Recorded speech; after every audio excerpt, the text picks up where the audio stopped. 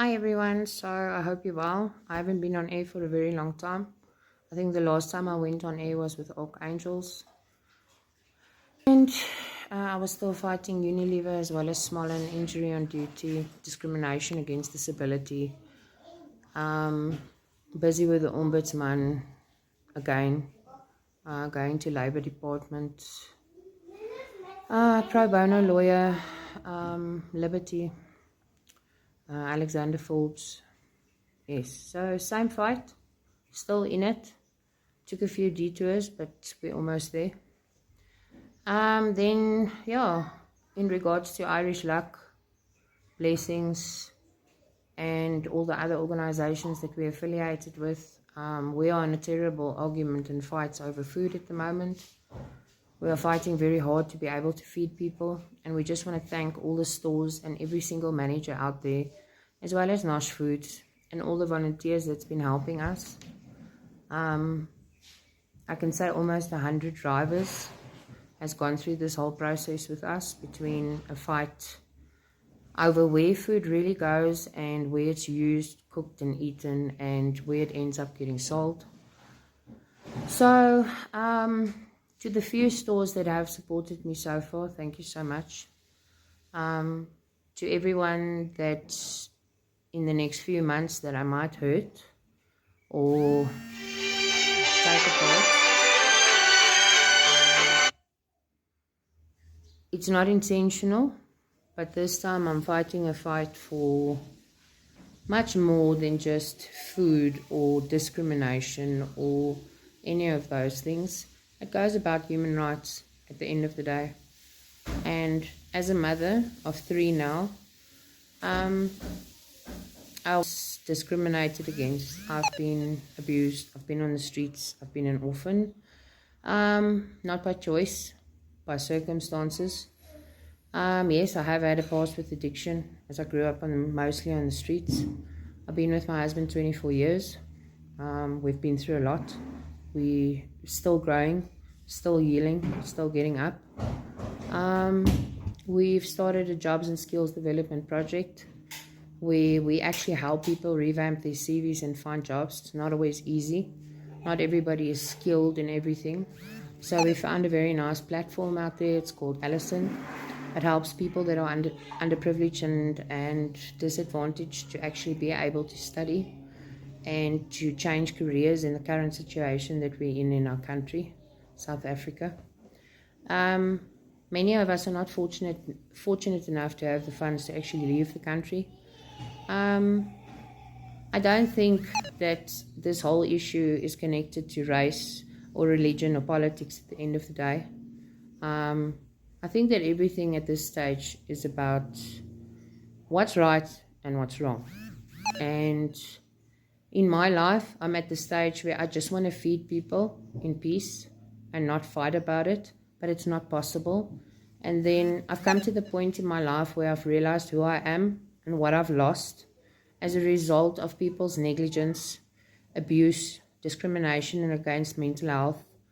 The tablets I've had to take, the institutions that I've had to endure to actually make people happy at the end of the day. And yes, to conform to the norm of society where mental illness at the end of the day and the injury on duty yes, actually causes you not to be competent anymore. You lose all your rights, and in the same process you get abused by HR departments and injury on duty cases that don't actually get solved. They never end. Your rights get taken away. You get forced to actually resign. Managers at this stage in all stores, in retail and across the whole of South Africa is going through the same thing. If you can't take the punch, then you got to leave. And as you know, situations have changed with employment in our country as well. And we are busy trying to educate people, firstly, to find jobs through the United States as well as the United Kingdom, and work online, as there are no jobs in South Africa. And as you know, the taxman takes 90% of your income. Doesn't sound like it, but when you end up calculating how much you actually paying out on tax every month, and then obviously not being able to get your benefits back at the end of the day as well. And yeah, paying penalty after penalty after penalty when you're disabled, in my case. Because you're the director of a company that makes no profit. It's a non-profit company. I've taken this upon myself because I'm so able but disabled due to a brain injury that I sustained on duty and severe pressure. Yeah, and I am going live as of today on YouTube and all over, and I will be fighting this fight very visibly. All my indiscretions in life are true. And yes, I've made many mistakes in my life, but it hasn't changed me as a person. It never will. All my views in life, all my morals, ethics, or principles. Yes, I've gone above and beyond to survive in my life and to get up and shake the streets off me and to change. I stood up. I believed in the Smollan and Unilever values in life. I changed my life and became a manager. I crawled before I got there. Before I got to Unilever, we ended up in the shacks due to discrimination as well. Then I got up, and so did my husband. And yeah, we got jobs and we grew up and we changed our lives. And yeah, it takes only one person out there in a company to actually break you, and a whole team of people in companies as well as insurance companies to actually screw your life up to the point where you've lost your house, your cars, you administrated, you're disabled, you can't be employed, they don't want you, they don't actually want to pay you, they forced you to resign while you were having your baby, your last born son. In June 2019, they paid you your last salary on the day after your son was born, then suspended your benefits, then you got forced to resign to get a pension fund payout to survive with your kids. Yeah, and then you have all these little bipolar fits every single day and brain issues, and nobody ever stops abusing you mentally as well as financially, and everybody just gets away with it. And at the end of the day, the fight that I'm fighting is for the rights of people.